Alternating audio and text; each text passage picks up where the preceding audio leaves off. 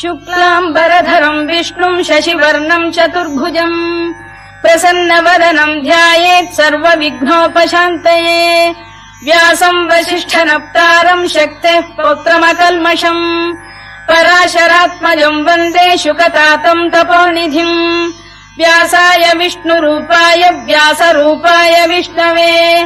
नमो वै ब्रह्मनिधये वासिष्ठाय नमो नमः अविकाराय शुद्धाय नित्याय परमात्मने सदैकरूपरूपाय विष्णवे सर्वजिष्णवे यस्य स्मरणमात्रेण जन्म संसारबन्धनात् विमुच्यते नमस्तस्मै विष्णवे प्रभविष्णवे ॐ नमो विष्णवे प्रभविष्णवे श्रीवैशम्पायन उवाच श्रुत्वा धर्मानशेषेण पावनानि च सर्वशः युधिष्ठिरः शान्तनवम् पुनरेवाभ्यभाषत युधिष्ठिर उवाच किमेकम् दैवतम् लोके किम् वाप्येकम् परायणम् स्तुवन्तः कङ्कमर्चन्तः प्राप्नुयुर्मानवा शुभम् को धर्मः सर्वधर्माणाम् भवतः परमो मतः किम् जपन्मुच्यते जन्तुर्जन्म संसारबन्धनात् श्रीभीष्म उवाच जगत्प्रभुम् देवदेवमनन्तम् पुरुषोत्तमम् स्तुवन्नाम सहस्रेण पुरुषः सततोत्थितः तमेव चार्चयन्नित्यम् भक्त्या पुरुषमव्ययम् ध्यायम् स्तुवन् नमस्यम् च यजमानस्तमेव च अनादिनिधनम् विष्णुम् सर्वलोकमहेश्वरम्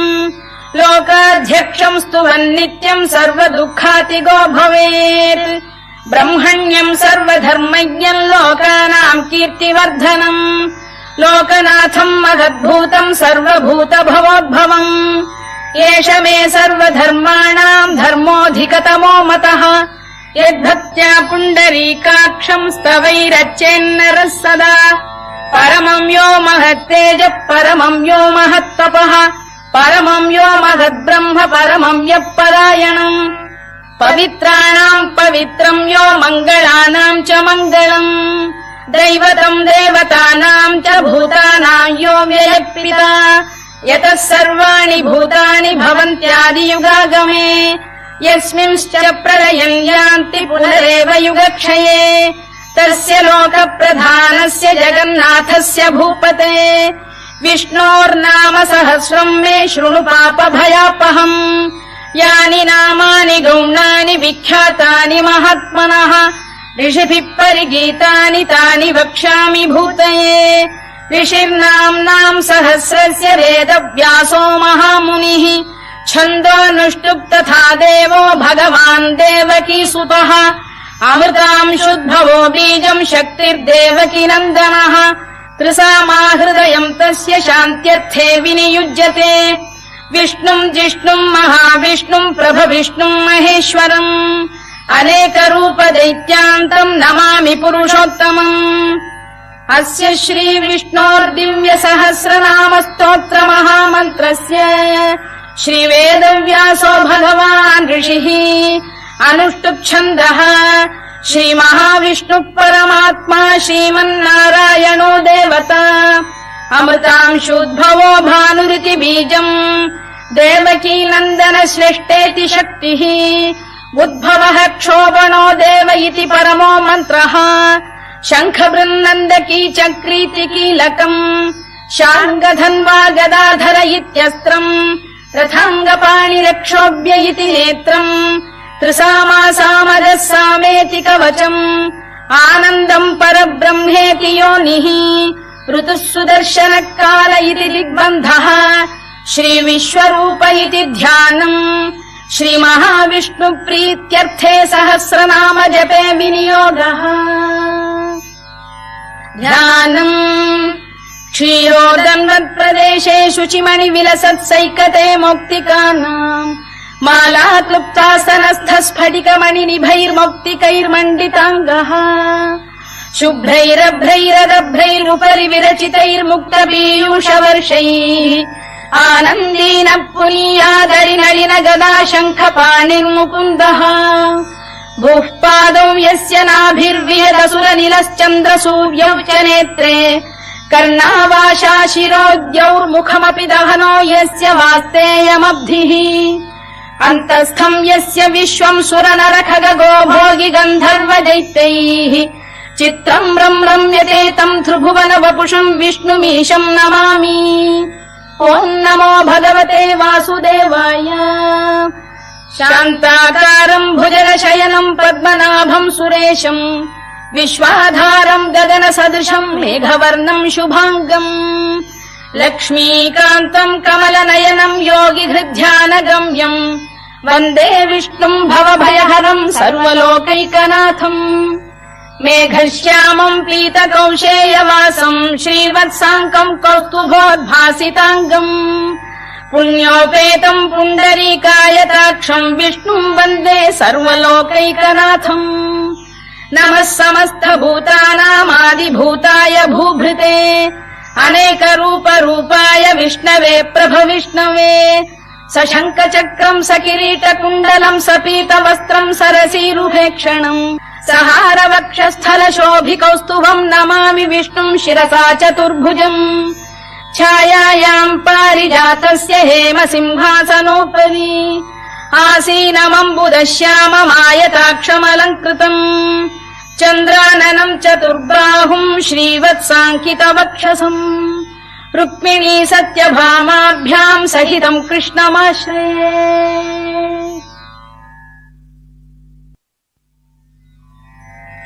ॐ विश्वम् विष्णुर्वषत्कारो भूतभव्य भवत्प्रभुः भूतकृद्भूतभृद्भावो भूतात्मा भूतभावनः भूतात्मा परमात्मा च मुक्तानाम् परमागतिः अव्ययः पुरुषः साक्षी क्षेत्रज्ञोऽक्षर एव च योगो योगविदाम् नेता प्रधानपुरुषेश्वरः नारसिंहवपुः श्रीमान् केशवः पुरुषोत्तमः सर्वः शर्वः शिवस्थाणुर्भूतादिर्निधिरव्ययः सम्भवो भावनो भर्ता प्रभवः प्रभुरीश्वरः स्वयम्भूः शम्भुरादित्यः पुष्कराक्षो महास्वनः अनादिनिधनो धाता विधाता धातुरुत्तमः अप्रमेयो ऋषिकेश पद्मनाभोऽमर प्रभुः विश्वकर्मा मनुस्पष्टा स्थविष्ठस्थविरो ध्रुवः अग्राह्यः शाश्वत कृष्णो लोहिताक्ष प्रदर्दनः प्रभूतस्त्रिककुब्धाम पवित्रम् मङ्गलम् परम् ईशान प्राणद प्राणो ज्येष्ठः श्रेष्ठः प्रजापतिः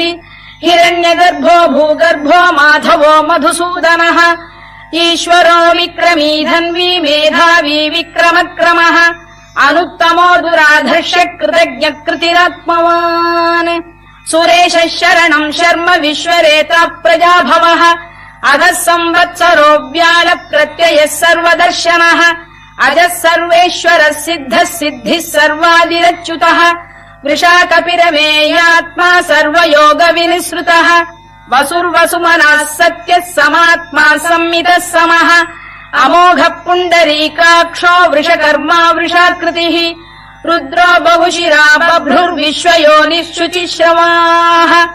अमृतः शाश्वतस्थाणुर्वरारोहो महातपाः सर्वगः सर्वविद्भानुर्विश्वक्सेनो जनार्दनः वेदो वेदविदव्यङ्गो वेदाङ्गो वेदवित्कविः लोकाध्यक्षः सुराध्यक्षो धर्माध्यक्ष कृताकृतः चतुरात्मा चतुर्व्यूहश्चतुर्दंष्टश्चतुर्भुजः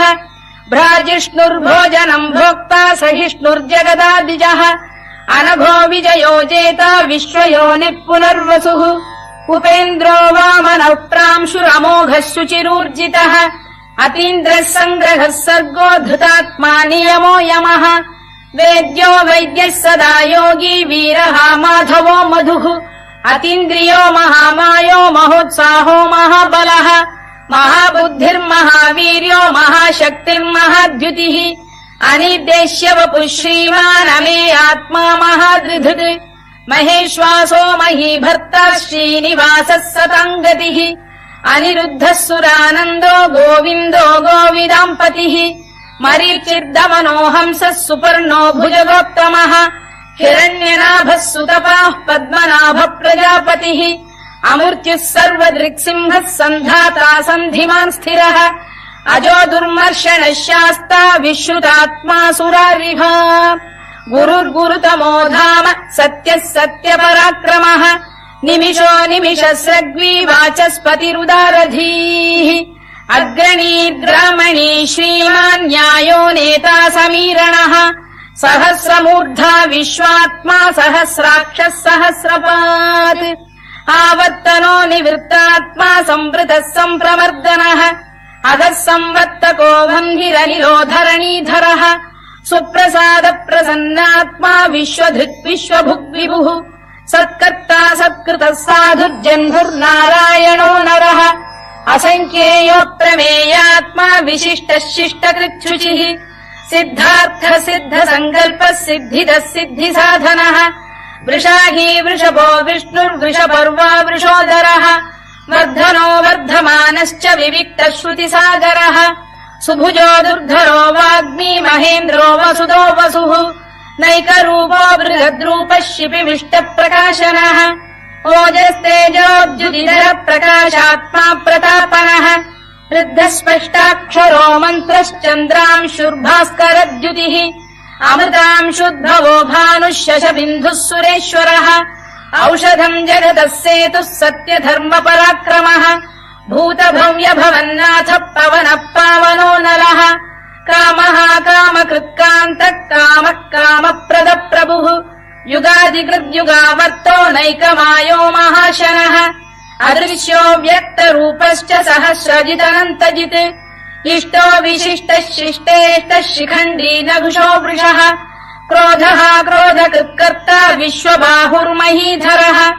अच्युत प्रथित प्राण प्राणदो वासवानुजः अपाम् निधिरधिष्ठानमप्रमत्त प्रतिष्ठितः स्कन्द स्कन्दधरो धुर्यो वरदो वायुवाहनः वासुदेवो बृहद्भानुरादिदेवः पुरन्दरः अशोकस्तारणस्तारः शूरः शौरिर्जनेश्वरः अनुकूलः शतावर्तः पद्मी पद्मनिभेक्षणः पद्मनाभोरविन्दाक्षः पद्मगर्भः शरीरभृत् महर्धिर्वृद्धो वृद्धात्मा महाक्षो गरुडध्वजः अतुलः शरभो भीमः समयज्ञो हविर्हरिः सर्वलक्षणलक्षण्यो लक्ष्मीवान् समितिञ्जयः विक्षरो रोहितो मार्गो हेतुर्दामोदरः सः महीधरो महाभागो वेगवानमिताशनः उद्भवः क्षोभणो देवः श्रीगर्भः परमेश्वरः करणम् कारणम् कर्ता विकर्ता गहनो गुहः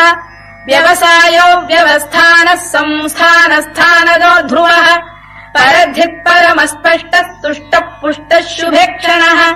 रामो विरामो विरतो मार्गो नेयोनयोनयः वीरः शक्तिमताम् श्रेष्ठो धर्मो धर्मविदुत्तमः वैकुण्ठः पुरुष प्राण प्राणद प्रणव पृतुः हिरण्यगर्भः शत्रुघ्नो व्याप्तो वायुरधोक्षजः ऋतुः सुदर्शनकाल परमेष्ठी परिग्रहः उग्रः संवत्सरो दक्षो विश्रामो विश्वदक्षिणः विस्तारस्थावरस्थाणुः प्रमाणम् बीजमव्ययम् अर्थोऽनर्थो महाकोशो महाभोगो महाधनः अनिर्विण्णस्थविष्ठो भूर्धर्मयूपो महामखः नक्षत्रनेमिर्नक्षत्री क्षमः क्षामः समीहनः यज्ञयुज्यो महेद्यश्च क्रतुः सत्रम् सताम् गतिः सर्वदर्शी विमुक्तात्मा सर्वज्ञो ज्ञानमुत्तमम् सुव्रतः सुमुखः सूक्ष्मः सुघोषः सुखरः सुहृद् मनोहरो जितक्रोधो वीरबाहुर्विदारणः स्वापनः स्ववशो व्यापी नैकात्मा नैककर्मकृत् वत्सरो वत्सलो वत्सी रत्नगर्भोधनेश्वरः धर्मकुद्धर्मकृद्धर्मी सरसक्षरमक्षरम् अविज्ञाता सहस्रांशुर्विधाता कृतलक्षणः गभस्तिनेमिः सत्तस्तः सिंहो भूतमहेश्वरः आदिदेवो महादेवो देवेशो देवभृद्गुरुः उत्तरो गोपतिर्गोप्ता ज्ञानगम्यः पुरातनः शरीरभूतभृद्भोक्ता कपीन्द्रो भूरि दक्षिणः सोमपो मृतपः सोमः पुरुजिः पुरुसत्तमः विनयो जयः सत्यसन्धो दाशार्हः सात्वताम् पतिः जीवो विनयिता साक्षी मुकुन्दोमित विक्रमः अम्भोनिधिरनन्तात्मा महोदधिशयोऽन्तकः अजो महार्घ स्वाभाव्यो जिता मित्र प्रमोदनः आनन्दो नन्दनो नन्दः सत्यधर्मा त्रिविक्रमः महर्षि कपिलाचार्य कृतज्ञो मेदिनीपतिः त्रिपदस्त्रिदशाध्यक्षो महाशृङ्गकृतान्तकृत् महावराहो गोविन्दः सुषेण कनकाङ्गनी गुह्यो गभीरो गहनो गुप्तश्चक्रगदाधरः मेधास्वाङ्गो जितकृष्णो दृढः सङ्कर्षणोच्युतः वरुणो वारुणो वृक्ष पुष्कराक्षो महामनाः भगवान् भगहानन्दी वनमाली हलायुधः आदित्यो ज्योतिरादित्यः सहिष्णुर्गतिसत्तमः सुधन्वाखण्ड परशुर्दारुणो द्रविणप्रदः दिवस्पृक् सर्वदृग्व्यासो वाचस्पतिरयो निजः त्रिसामासामगः साम निर्वाणम् भेषजम् भिषत् सन्न्यासकृच्छमः शान्तो निष्ठा शान्तिपरायणम् शुभाङ्गः शान्तिदः स्रष्टा कुमुदः कुवलेशयः गोहितो गोपतिर्गोप्ता वृषभाक्षो वृषप्रियः अनिवर्ती निवृत्तात्मा संक्षेप्ताक्षेमकृत् शिवः श्रीवत्सवक्षः श्रीवासः श्रीपतिः श्रीमताम्बरः श्रीधः श्रीशः श्रीनिवासः श्रीनिधिः श्रीविभावनः श्रीधर श्रीकर श्रेयः श्रीमान् लोकत्रयाश्रयः स्वक्षः स्वङ्गः शतानन्दो नन्दिर्ज्योतिर्गणेश्वरः विजितात्मा विधेयात्मा सत्कीर्तिश्छिन्न संशयः उदीर्णः सर्वतश्चक्षुरनीशः शाश्वतः स्थिरः भूषयो भूषणो भूतिर्विशोकः शोकनाशनः अर्चिष्मानर्चितः कुम्भो विशुद्धात्मा विशोधनः अनिरुद्धो प्रतिरथ प्रद्युम्नोमित विक्रमः कालनेमिनिः वीरः शौरिः शूरजनेश्वरः त्रिलोकात्मा त्रिलोकेशः केशवः केशिहा हरिः कामदेवः कामपालः कामी कान्तकृतागमः अनिर्देश्य वपुर्विष्णुर्वीरोऽनन्तो धनञ्जयः ब्रह्मण्यो ब्रह्मकृद्ब्रह्मा ब्रह्म ब्रह्म विवर्धनः ब्रह्म विब्राह्मणो ब्रह्मी ब्रह्मज्ञो ब्राह्मणप्रियः महाकमो महाकर्मा महातेजा महोरगः महाक्रतुर्महायज्वा महायज्ञो महाहविः स्तव्यस्तव प्रियस्तोत्रम् स्तुतिस्तोतारणप्रियः पूर्णः पूरयिता पुण्यः पुण्यकीर्तिरनामयः मनोजवस्तीर्थकरो वसुरेता वसुप्रदः वसुप्रदो वासुदेवो वसुर्वसुमनाहविः सद्गतिः सत्कृतिः सत्ता सद्भूतिः सत्परायणः शूरसेनो यदुश्रेष्ठः सन्निवासः सुयामुनः भूतावासो वासुदेवः सर्वासु निलयो नलः दर्पः दर्पदो दृप्तो दुर्धरोऽथा पराजितः विश्वमूर्तिर्महामूर्तिर्दीप्तमूर्तिरमूर्तिमान् अनेकमूर्तिरव्यक्तः शतमूर्तिः शताननः एकोनैकः स वक् किम् यत्तत्पदमनुत्तमम् लोकबन्धुर्लोकनाथो माधवो भक्तवत्सलः सुवर्णवर्णो हेमाङ्गो वराङ्गश्चन्दनाङ्गदी वीरः विषमः शून्यो घृता शीरचरश्चरः अमानी मानदो मान्यो लोकस्वामी त्रिलोकभृत् सुमेधा मेधजो धन्यः सत्यमेधाधराधरः तेजो वृषोद्युतिधरः सर्वशत्रभृताम्बरः प्रग्रहो निग्रहो व्यग्रो नैकशृङ्गो गदाग्रजः चतुर्मूर्तिश्चतुर्बाहुश्चतुर्व्यूहश्चतुर्गतिः चतुरात्मा चतुर्भावश्चतुर्वेदविदेकपात् समावर्तो निवृत्तात्मा दुर्जयो दुरतिक्रमः दुर्लभो दुर्गमो दुर्गो दुरावासो दुरारिः शुभाङ्गो लोकसारङ्गः सुतन्तु स्तन्तु वर्धनः इन्द्रकर्मा महाकर्मा कृतकर्मा कृतागमः उद्भवः सुन्दरः सुन्दरो रत्ननाभः सुलोचनः अर्को वाजसनः शृङ्गी जयन्तः सर्वविजयी सुवर्णबिन्दुरक्षोभ्यः सर्ववागीश्वरेश्वरः महाह्रदो महागर्तो महाभूतो महानिधिः कुमुदः कुन्दरः कुन्दः पर्जन्यः पावनो निलः अमृताशोऽमृतवपुः सर्वज्ञः सर्वतोमुखः सुलभः सुव्रतः सिद्धः शत्रुजिच्छत्रुतापनः न्यग्रोधोदुम्बरोश्चतश्चाणूरान्ध्रैषूदनः सहस्रार्चिः सप्तजिह्वः सप्तैधा सप्तवाहनः अमूर्तिरनघोचिन्त्यो भयगृद्भयनाशनः अणुबृहत्कृशस्थूलो गुणभिर्निर्गुणो महान् अधृतस्वभृतस्वास्य प्राग्वंशो वंशवर्धनः भारभृत्कथितो योगी योगीशः सर्वकामदः आश्रमश्रमणः क्षामः सुपर्णो वायुवाहनः धनुर्धरो धनुर्वेदो दण्डो दमयिता दमः अपराजितः सर्वसहो नियन्ता नियमो यमः सत्त्ववान् सात्विकः सत्यः सत्यधर्मपरायणः अभिप्रायप्रियार्होरप्रियकृत्प्रीतिवर्धनः विहाय सगतिर्ज्योतिः सुरुचित्कुतभुग्विभुः रविर्विरोचनः सूर्यः सवितारविलोचनः अनन्तो हुतभुग्भोक्ता सुखदो नैकजोऽग्रजः अनिर्विण्णः सदामर्षी लोकाधिष्ठानमद्भुतः सनात्सनातनतमः कपिलः कपिरव्ययः स्वस्तिदः स्वस्तिकृत् स्वस्ति स्वस्ति भुक् स्वस्ति दक्षिणः अरौद्रः कुण्डली चक्री विक्रम्यूर्जितशासनः शब्दातिकः शब्दसः शिशिरः शर्वरीकरः अक्रूरपेशलो दक्षो दक्षिणः क्षमिणाम्बरः विद्वत्तमो वीतभयः पुण्यश्रवणकीर्तनः उत्तारणो दुष्कृतिः पुण्यो दुःस्वप्ननाशनः वीरः रक्षणः सन्तो जीवनः पर्यवस्थितः अनन्तरूपोऽनन्तः श्रीर्जितमन्युर्भयापहः चतुरश्रो गभीरात्मा विदिशो व्यादिशो दिशः अनादिर्भूर्भुवो लक्ष्मी सुवीरो रुचिराङ्गदः जननो जनजन्मादिर्भीमो भीमपराक्रमः आधारनिलयो धाता पुष्पहास प्रजागरः ऊर्ध्वगः सत्पथाचार प्राणद प्रणवप्रणः प्रमाणम् प्राणनिलय प्राणभृत्प्राणजीवनः तत्त्वम् तत्त्वविदेकात्मा जन्म मृत्युजरातिगः भूर्भुवः स्वस्तरुस्तारः सविता प्रपितामहः यज्ञो यज्ञपतिर्यज्वा यज्ञाङ्गो यज्ञवाहनः यज्ञभृद्यज्ञकृद्यज्ञी यज्ञभुग्यज्ञसाधनः यज्ञान्तकृद्यज्ञगुह्यमन्नमन्नाद एव च आत्मयोनिः स्वयम् जातो वैखानः सामगायनः देवकीनन्दन स्रष्टा क्षितीशः पापनाशनः शङ्खबृन्नन्दकी चक्री शार्ङ्गधन्वा गदाधरः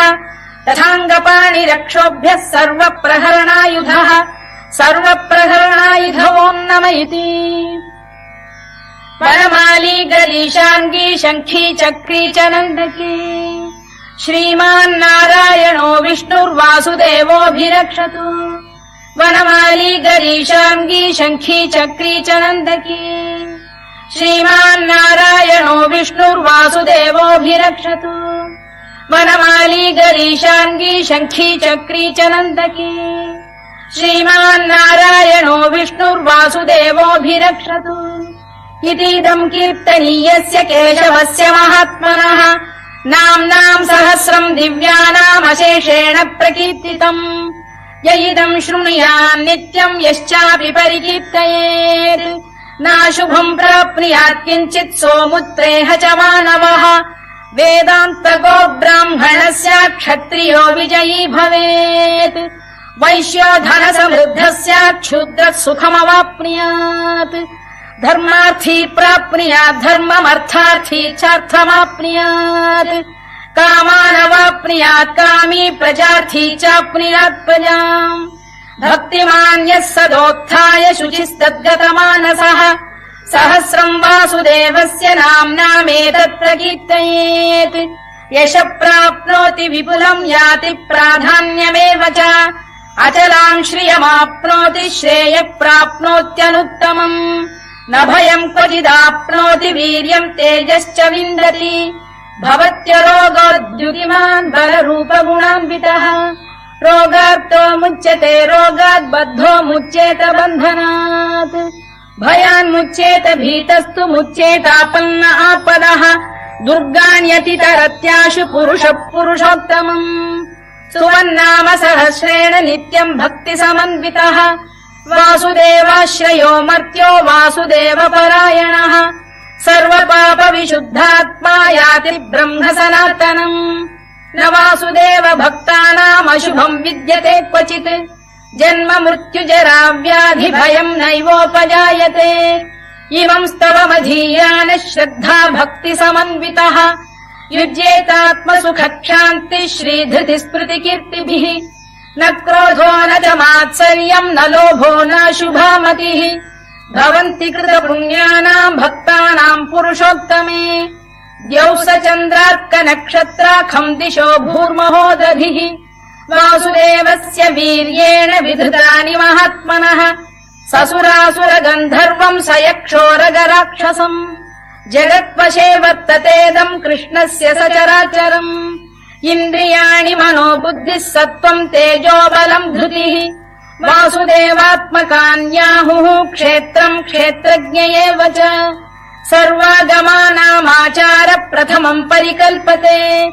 आचार प्रभवो धर्मो धर्मस्य प्रभुरच्युतः ऋषयः पितरो देवा महाभूतानि धातवः जङ्गमा जङ्गमम् चेदम् जगन्नारायणोद्भवम् योगो ज्ञानम् तथा साङ्ख्यम् विद्या शिल्पादिकर्म च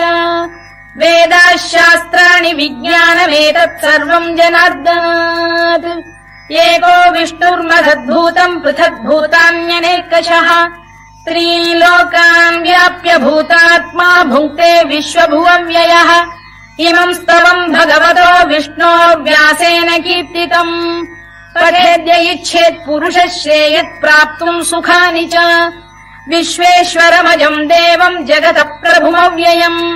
भजन्ति ये पुष्कराक्षम् न ते यान्ति पराभवम् न ते यान्ति पराभवम् ओन्नम इति अर्जुनोवाच पद्मपत्रविशालाक्ष पद्मनाभसुरोत्तमा भक्तानामनुरक्तानाम् त्राता भव जनार्दन श्रीभगवानुवाच यो माम् नाम सहस्रेण स्तोतुमिच्छति पाण्डव सोऽहमेकेन श्लोकेन स्तुत एव न संशयः स्तुत एव न संशयोन्नम इति व्यास उवाच वासनाद्वासुदेवस्य वासितम् भुवनत्रयम् सर्वभूतनिवासोऽसि वासुदेव नमोऽस्तु ते वासुदेव नमोऽस्तु ते ओन्नम इति पार्वत्युवाच केनोपायेन लघुना विष्णोर्नाम सहस्रकम् पठ्यते पण्डितैर्नित्यम् श्रोतुमिच्छाम्यहम् प्रभो ईश्वर उवाच श्रीराम राम रामेति रमे रामे मनोरमे सहस्रनाम तत्तुल्यम् राम नाम वरानने श्रीराम राम रामेति रमे रामे मनोरमे सहस्रनाम तत्तुल्यम् राम नाम वरानने श्रीराम राम रामेति रमे रामे मनोरमे सहस्रनाम तत्तुल्यम् राम नाम वरानने राम नाम वरानन ओन्नम इति ब्रह्मोवाच नमोऽस्त्वनन्ताय सहस्रमूर्तये सहस्रपादाक्षि शिरोरुबाहवे सहस्रनाम्ने पुरुषाय शाश्वते सहस्रकोटियुगधारिणे नमः सहस्रकोटियुगधारिणे नम ओन्नम इति सञ्जय उवाच यत्र योगेश्वर कृष्णो यत्र पार्थो धनुर्धरः तत्र श्रीर्विजयो भूतिर्ध्रुवानीतिर्मतिर्मम श्रीभगवानुवाच अनन्याश्चिन्तयन्तो मां ये जनाः पर्युपासते तेषाम् नित्याभियुक्तानाम् योगक्षेमम् वहाम्यहम् परित्राणाय साधूनाम् विनाशाय च दुष्कृताम् धर्म संस्थापनार्थाय सम्भवामि युगे युगे आर्ता विषण्णाः शिथिलाश्च भीता घोरेषु च व्याधिषु वर्तमानाः संकीर्त्य नारायण शब्दमात्रम् विमुक्त दुःखाः सुखिनो भवन्तु कायेन वाचा मनसेन्द्रियैर्वा बुद्ध्यात्मना वा प्रकृते स्वभावात् करोमि यद्यत् सकलम् परस्मै नारायणायेति समर्पयामि।